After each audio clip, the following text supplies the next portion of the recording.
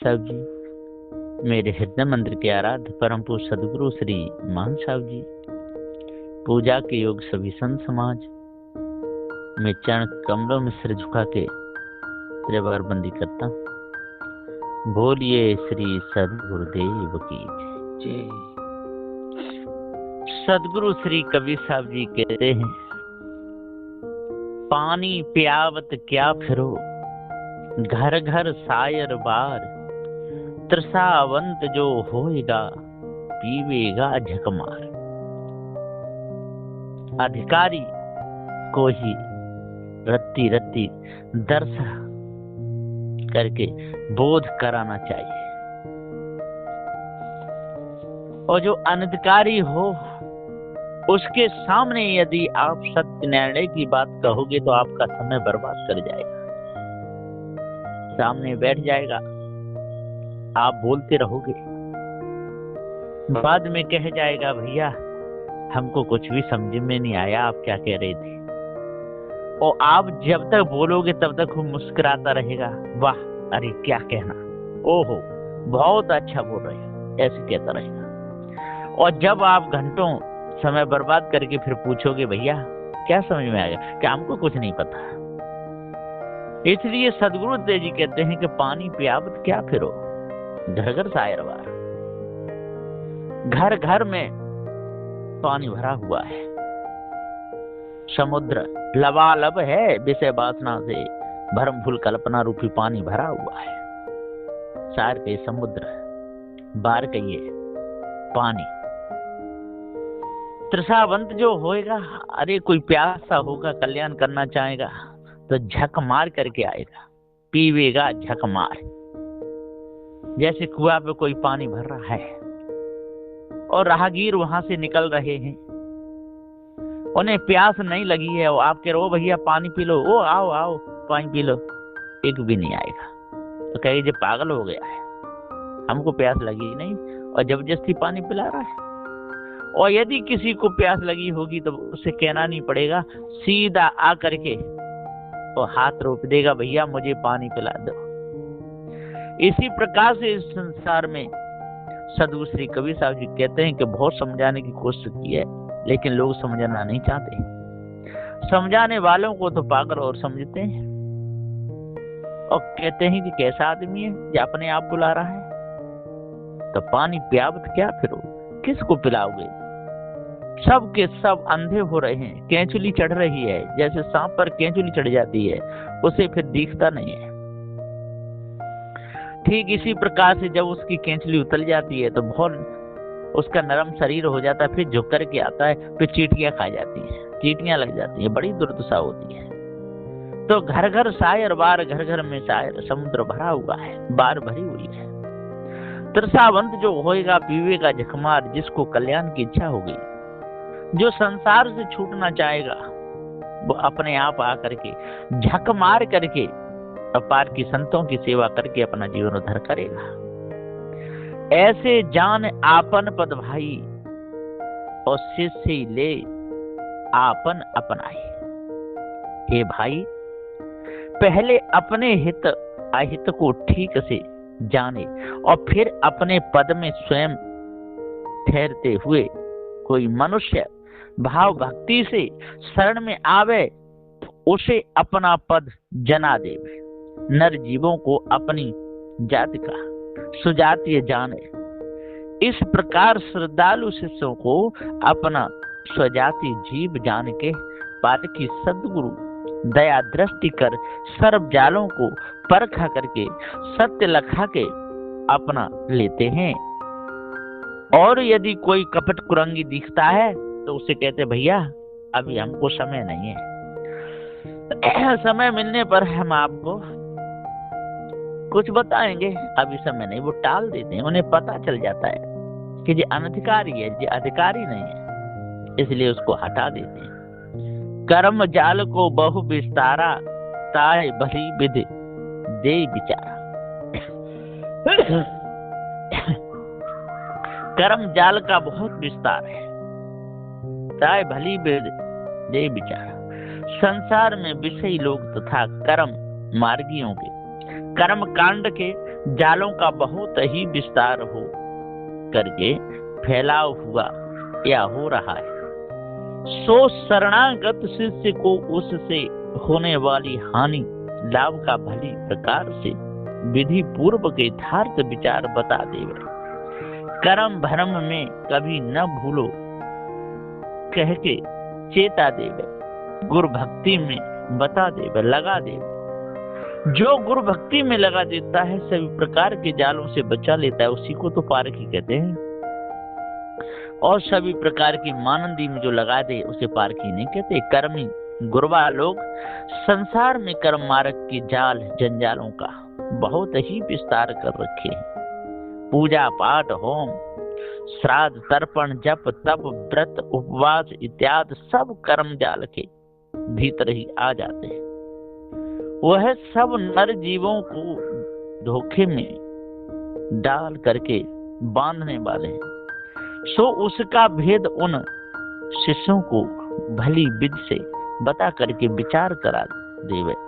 उन्हें अच्छी तरह से विचार करने को लगाना चाहिए, उससे वे कर्म की कसर को जान जावे और सावधानी पूर्वक वहां से बच जावे। ऐसे दयालु पारकी संत होते हैं जो सत्य का उपदेश दे करके जीव को भ्रम से बचा लेते हैं। कर्म ही माए घीन और ऊंचा, ऊंचो ऊंच नीच सो नीचा। कर्म दो प्रकार के होते हैं, एक घीन कर्म, एक निकृष्ट अशुद्ध अशुभ पाप कर्म वाम मार्गाद होते हैं। दूसरा ऊंचा उत्तम शुभ पुण्य कर्म दक्षिण मार्ग होते हैं। उसमें गुरबा लोग कहते हैं कि पुण्य कर्म से सबसे ऊंचे स्वर्गाद सात लोक की प्राप्ति होती है और वेद विरुद्ध हो पाप कर्म करने से नीच नीच अधोलोक नरक को जाते हैं, अथवा वे शुभाशुभ कर्मानुसार ऊंच नीच गति पाते हैं। कर्म कांड में भी घीन नीचा और ऊंचा ऐसे दो भेद हैं कर्म होते हैं, जिन्हें पाप कर्म और पुण्य कर्म कहते हैं।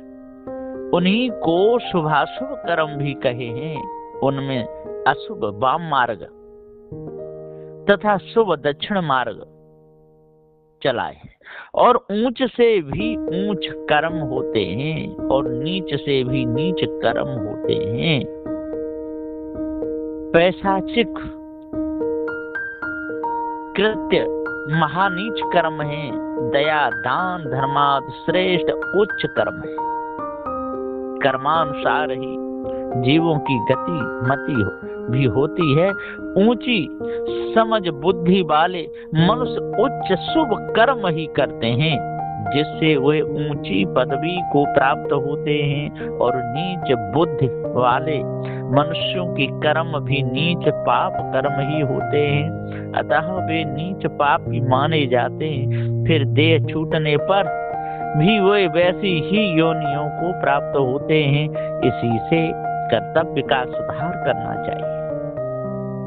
भली भांत लखे कर्म कहानी, मान महातब भरम निशानी।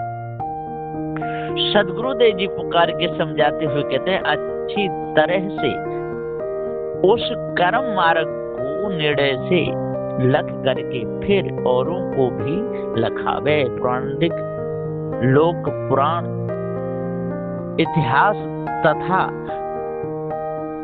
कथा द्वारा कर्म मार्ग का बहुत कथन किए, रोचक भयानक वाणी वर्णन किए हैं।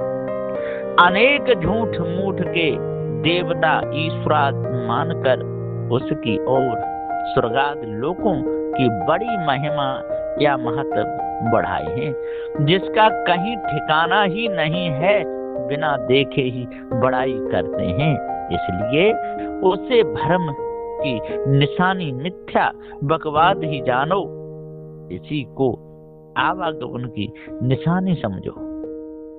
ऐसे भांति जो कर्म छुड़ावे, कर्म जाल को जीव बचावे।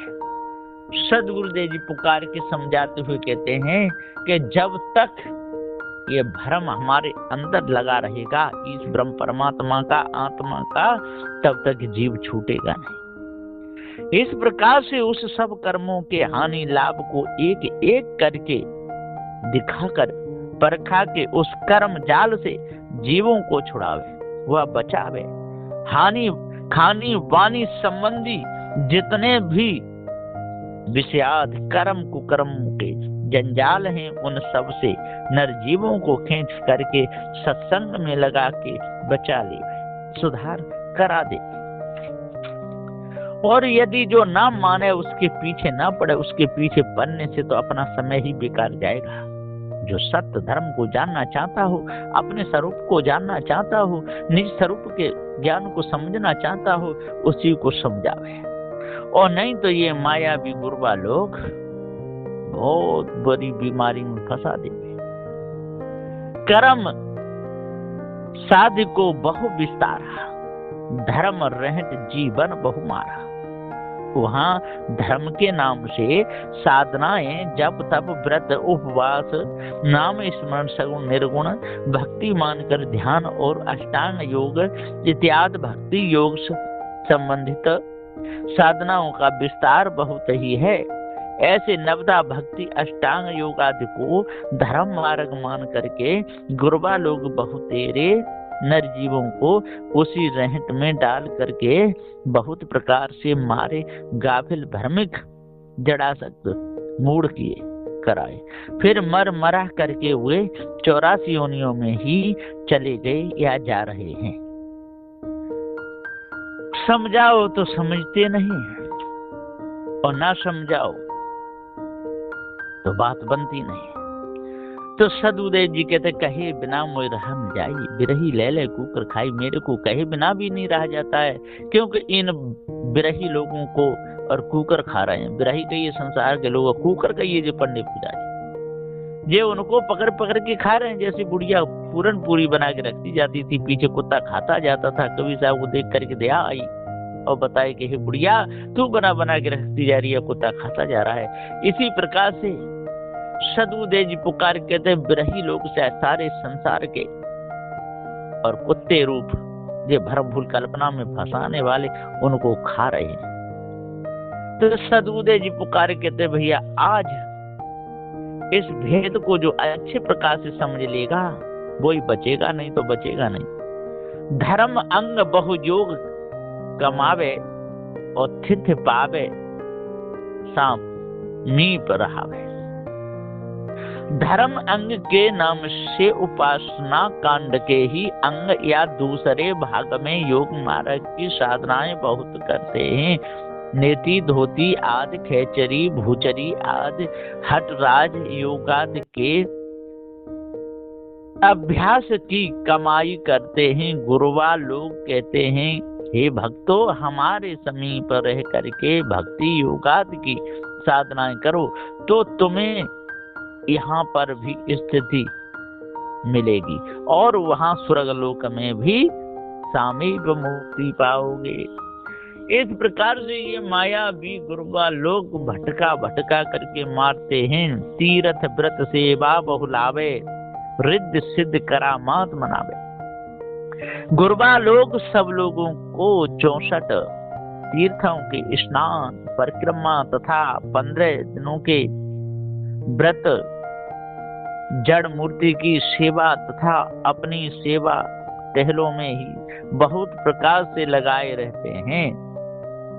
नवनिधि वही सिद्धि है, तहाँ अष्ट सिद्धि नाना चमत्कार मंत्र सामर्थ्य करामात बाजीगरी तमाशावत झूठा खेल दिखा करके लोगों को खुश करना, ऐसी चालाकी पाने के लिए मनौती करते कराते रहते हैं, धोखे में डाल देते हैं।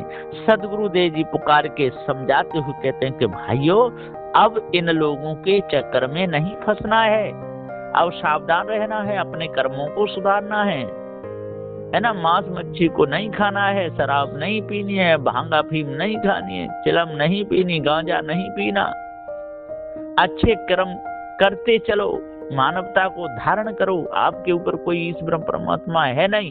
नदी नालों को नहाने से पाप नहीं कटते, इसलिए कर्मों को सुधारने में लग जाओ तो आपका मन पवित्र हो जाएगा। यदि कर्मों को सुधारने में नहीं लगे और माला हाथों में लेकर के शंख बजाने लगे, माला फिराने लगे, पत्थरों की पूजा करने लगे, तो कर्म तो दिन पर दिन बिगड़ते चले जाएंगे। सदगुरुदेव कहते हैं कि भजन यदि करना चाहते हो, अपने आप को समझना चाहते हो कि जिन कर्मों के द्वारा हमारा अंतःकरण गंदा होता है, अंतःकरण में विकार आता है, उन कर्मों को जड़ मूल से खोज खोज के निकाल दो। यही गंगा का स्नान है, यही पूजा है। और जो यदि जल की गंगा में आप नहा के आओगे, कहोगे पाप कट जाए, नहीं कटेंगे। माला फेरने से, शंख बजाने से, किसी प्रकार से यज्ञ जप तप करने से आपके पाप कटने वाले नहीं है। और यदि जिन कर्मों के द्वारा मन खराब होता है, उन कर्मों को त्यज दोगे तो आज ही आपका उद्धार कल्याण हो जाएगा। ऐसा सदगुरु श्री कबीर साहब का ये सत्य का उपदेश है। बोलिए श्री सदगुरुदेव की जय।